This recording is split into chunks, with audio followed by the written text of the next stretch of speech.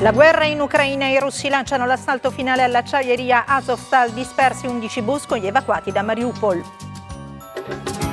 Telefonata di 2 ore fra Parigi e Mosca, Putin aperti al dialogo ma Kiev non vuole, Macron mettete fine all'aggressione. Draghi a Strasburgo, Italia pronta a impegno per soluzione diplomatica, istituzioni europee inadeguate, serve revisione dei trattati.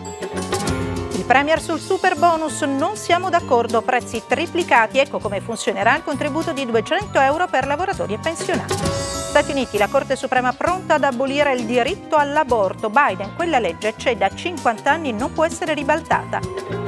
Insolito look in giacca e cravatta per Damiano Dei Maneskin alla Camera con la sua compagna testimonial per la proposta di legge sulla vulvodinia.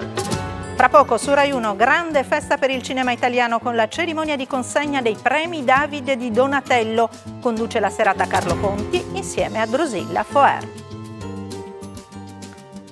Buonasera, benvenuti al TG1. Le forze di Mosca lanciano l'assalto finale all'acciaieria Azovstal, un centinaio di civili evacuati verso Zaporizhzhia, ma alcuni autobus con a bordo famiglie di sfollati da Mariupol risultano dispersi. Intanto il presidente francese Macron parla per 2 ore al telefono con Vladimir Putin e chiede di fermare l'aggressione all'Ucraina.